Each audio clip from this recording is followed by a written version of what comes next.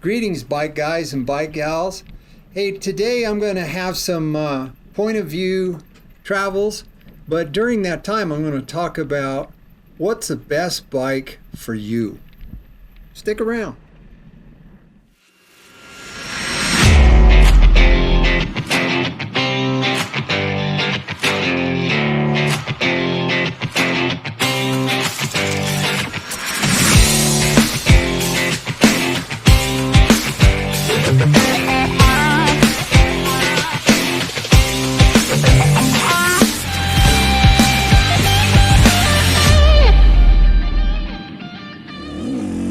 Today's subject, I want to just throw this out. First off, I'm going to do two different shots here of different kinds of riding. And one is this single track trail. You may recognize it from earlier videos. It's a nice area. I like riding over here.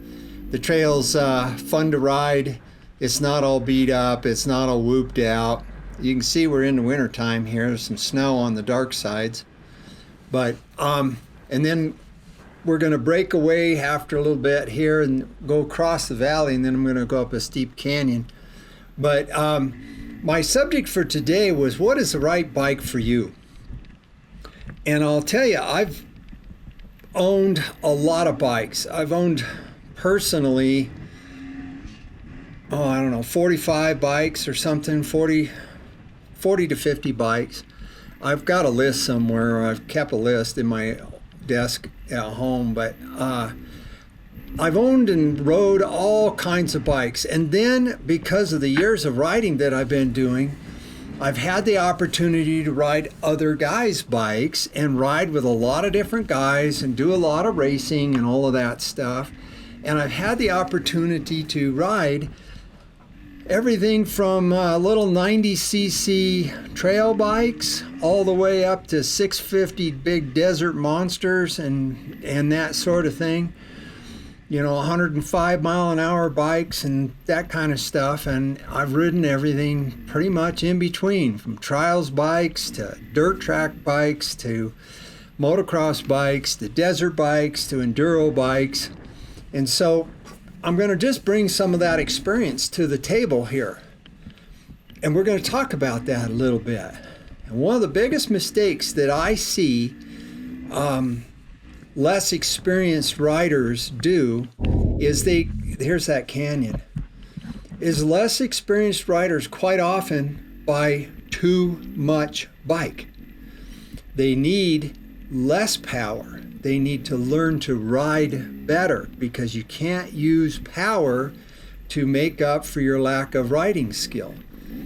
And so I would say you need to think about the size of the bike. A 450 for trail riding is just a bad idea. Unless you weigh 300 pounds and are 6'6", you don't need a 450. What a guy needs is something that he can control and keep under control, and he doesn't have to fight. What you want to learn to do is to work with the bike, not work against the bike. Like a big 450, yeah, they can do all kinds of stuff, but man, you are working hard to ride that thing. So I'm on a 300 here, the Riehu MR300, and it's a very easy to ride bike, yet it has speed. If you come out on fast road or something, you can go fast. But my next bike might just be a 200, because I like to ride this off-roady stuff and go up these canyons and down these steep hills and stuff.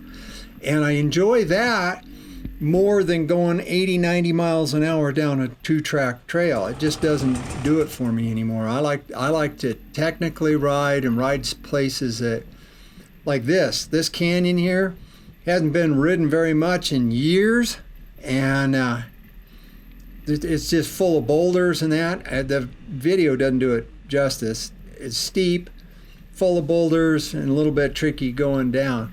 Well, what are you going to do on a 450 on that thing? You're just going to have the motor idling along while you're trying to make your way down the hill, and you're fighting it all the way. So the point of my discussion is, think about what you're doing. Think about getting the right kind of bike for that purpose. And leave me some comments. Let me know what you think. Talk to you soon.